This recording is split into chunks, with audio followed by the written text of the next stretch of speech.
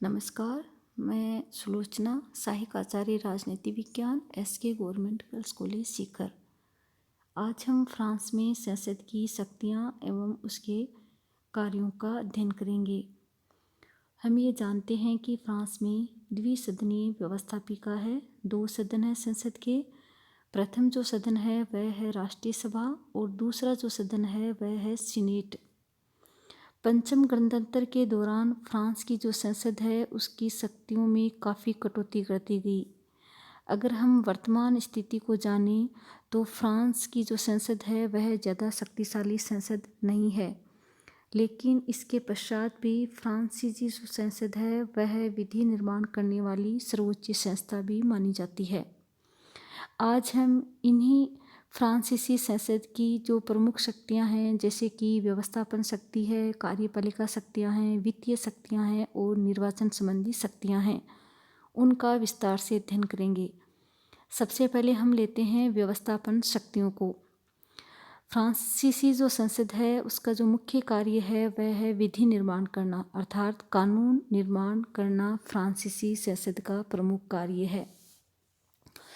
इसके लिए संसद में 2 साधारण जो सत्र होते हैं उनकी व्यवस्था की जाती है, लेकिन साधारण सत्रों के अलावा भी प्रधानमंत्री या राष्ट्रीय सभा के बहुमत के अनुरोध पर संसद का विशेष सत्र भी बुलाया जा सकता है।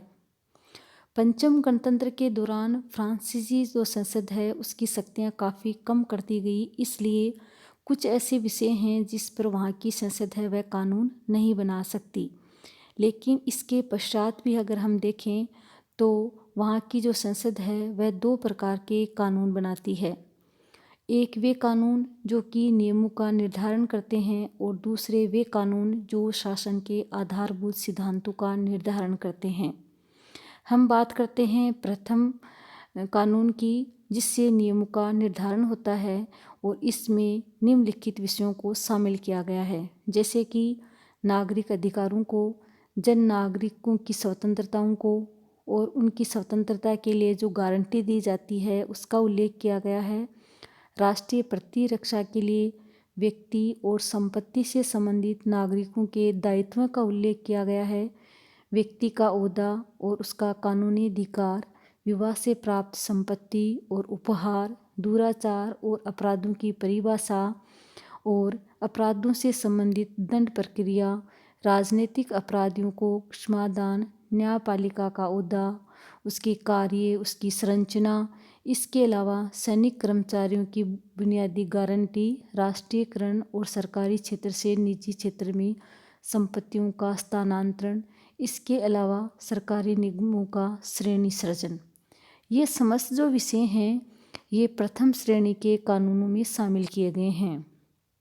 अब हम बात करते हैं वे कानून जिनसे कि आधारभूत सिद्धांतों का निर्माण होता है। इसके तहत मुख्य रूप से राष्ट्रीय सुरक्षा का सामान्य संगठन, स्थानीय इकाइयों का स्वतंत्र, शिक्षा, संपत्ति, श्रम कानून, श्रमिक संघ और सामाजिक सुरक्षा, संसद, राष्ट्रीय नियोजन से संबंधित कानून और राज्य के आर्थिक एवं सामाजिक कार्यों से संबंधित जो लक्ष्य हैं, ये सारे जो कार्य हैं वो दूसरे प्रकार के कानून में शामिल किए गए हैं।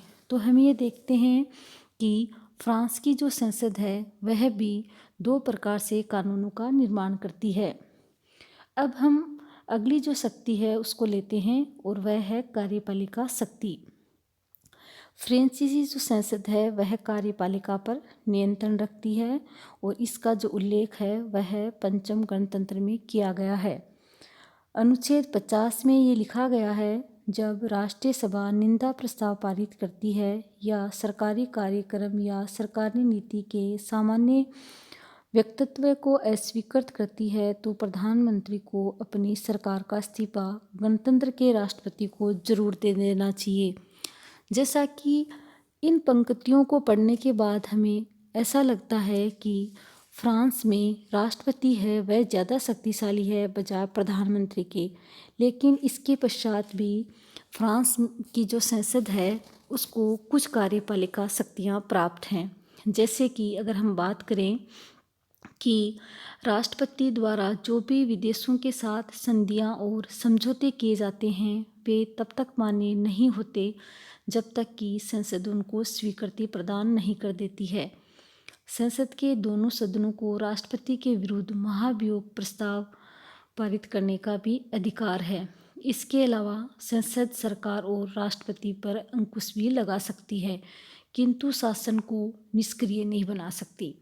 यहाँ हम ये देखते हैं कि संसद के पास कार्यपालिका शक्तियाँ भी हैं, जिसके दौरान वह विभिन्न संधि और समझौते जो राष्ट्रपति द्वारा किए जाते हैं उनमें अपनी महत्वपूर्ण भूमिका भी निभाती है।